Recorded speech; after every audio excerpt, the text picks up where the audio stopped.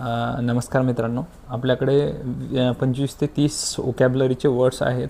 तर ते आपण टाकत आहेत. थोडे लाँग व्हिडिओ आपल्याला चालू करायचे आहेत, तर हळूहळू आपण लाँग व्हिडिओ बनवत आहेत. तर आपण बनवूयात, वोकॅब्युलरीवरती काम करूयात. ही वोकॅब्युलरी तुम्हाला सरळ सेवेसाठी आणि तलाठी भरती, येणाऱ्या तलाठी भरतीला किंवा येणाऱ्या इंग्लिशचा कोर्टाचा जो 20 मार्काचा क्लर्कचा पेपर आहे त्याच्यामध्ये तुम्हाला फायदा होईल, हा माझा उद्देश आहे आणि याच्यातून मी बनवत आहे. तर तुम्ही व्होकॅब्युलरी बघू शकता, आपण बनवतोय. तर हे सगळे वर्ड्स आधी बघून घ्या, नंतर मी तुम्हाला वन बाय वन सांगतो. तर पहिला वर्ड्स आहे प्रॅग्मॅटिक. प्रॅग्मॅटिक म्हणजे प्रॅक्टिकल किंवा व्यावहारिक असतं. रिसेलंट म्हणजे लवकर सावरणारा, एखाद्या परिस्थितीतून लवकर सावरणारा. स्क्रुटनाइज म्हणजे छाननी किंवा एखाद्या कागदपत्राची पडताळणी असते त्यावेळेस पण स्क्रुटनाइज वापरला जातो, एक्झामाइन करण्यासाठी वापरला जातो. टिनेबल म्हणजे टिकून राहणे. टिनेशियस म्हणजे पण जिद्दी असतं किंवा टिनेबल म्हणजे टिकून राहणारा, एखाद्या ठिकाणी टिकून राहणारा. व्हिजिलंट म्हणजे सतर्क, सावध असणारा. ब्लॅटंट म्हणजे स्पष्ट, एकदम स्पष्ट किंवा क्लिअर असतं. कनुंड्रम म्हणजे गुंतागुंतीचा असा. डायट्राइब्स म्हणजे कठोर टीका, एखाद्या कडक शब्दात टीका करणे असं असतं. ग्रिगॅरियस म्हणजे मिळून मिसळून राहणारे लोकांसाठी वापरला जातो. ग्रिगॅरियस पीपल म्हणून वापरला जातो, तर मिळून मिसळून राहणारे लोक. हॅरेंग्यूज म्हणजे लांब लचक किंवा रागीट भाषण, हॅरेंग्यू. इनट्रान्झियंट म्हणजे हट्टी असतं, याला स्टबर्न पण वापरू शकतो. ॲडॅमंट अटल पण वापरू शकतो. इनट्रान्झियंट म्हणजे स्टबर्न, जिद्दी, हट्टी माणूस असतो असा. आता इकडल्या लाईनचे बघूया. अबरेशन म्हणजे विचलन असतं, एखाद्या गोष्टीचं विचलन करणे. बेनेवलेंट म्हणजे दयाळू असतं, दानशूर एखादा. सेन्शुअर म्हणजे कडक टीका करणे असतं, एखाद्यावर कडक टीका करणे.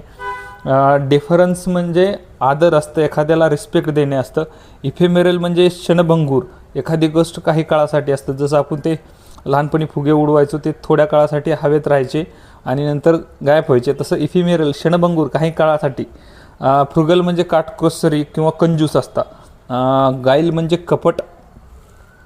हावटी म्हणजे गर्विष्ठ असताना, इगोइस्ट म्हणू शकतो. इम्पिकेबल म्हणजे निर्दोष असतं. इमॅक्युलेट म्हणजे पण निर्दोष असतो. ब्लेमलेस एखाद्यावर डाग नसलेला, इम्पिकेबल, निर्दोष. जेडेड म्हणजे थकलेला, टायर्ड म्हणजे पण थकलेला येतं. किन म्हणजे उत्सुक, एखाद्या गोष्टीबद्दल उत्सुकता असणे. लेथार्जिक म्हणजे आळशी, लेझी म्हणजे पण आळशी.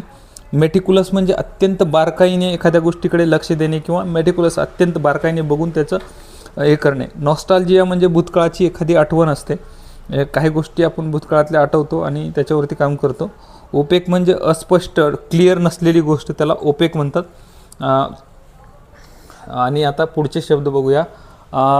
डेमागॉग म्हणजे भडकवणारा, म्हणजे भडकाऊ भाषण करणारा नेता असतो.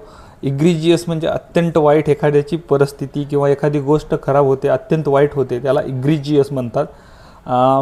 फॅटुअस म्हणजे मूर्खपणाचं असतं. ग्रँडिलोक्वेंट म्हणजे थापा मारणारा असतं, ग्रँडिलोक्वेंट. होपलेस म्हणजे दुर्दैवी, एखाद्याच हॅपलेस आहे ते, होपलेस नाही, हॅपलेस म्हणजे दुर्दैवी.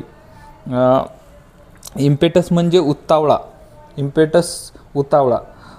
जेवनाईल म्हणजे बालिश, एकदम लहान मुलासारखं करणे असतं, बालिश, जेवनाईल म्हणतात. कुडोज म्हणजे प्रशंसा, एखाद्याची स्तुती करणे, प्राईज करणे असतं.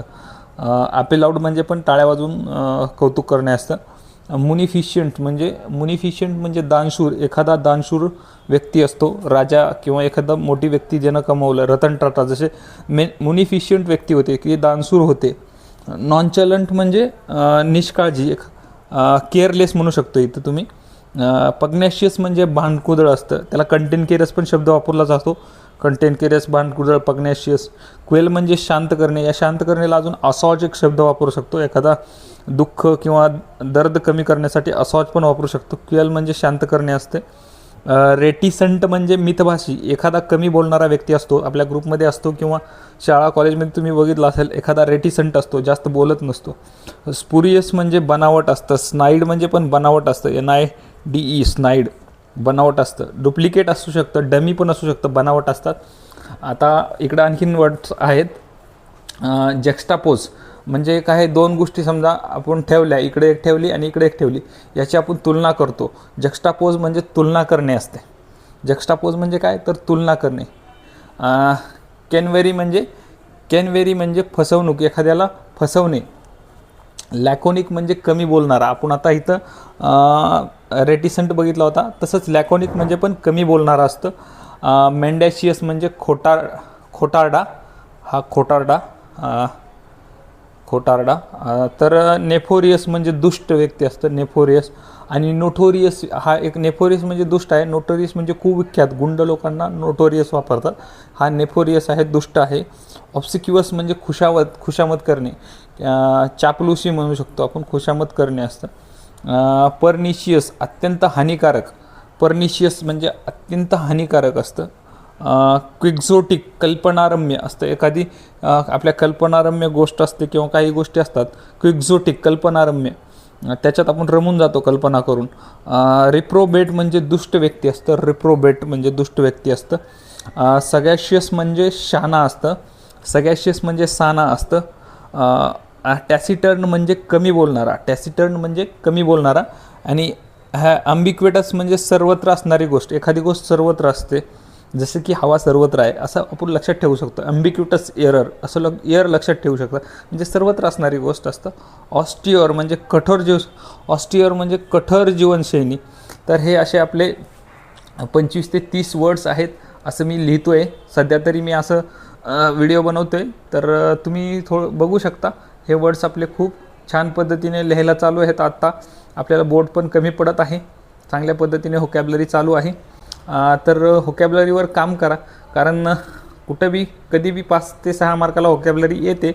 तर तुम्ही चांगलं काम करा व्होकॅब्युलरीवरती, आणि व्होकॅब्युलरी इम्प्रूव्ह करा, आणि न्यूजपेपर डेली रीड करा.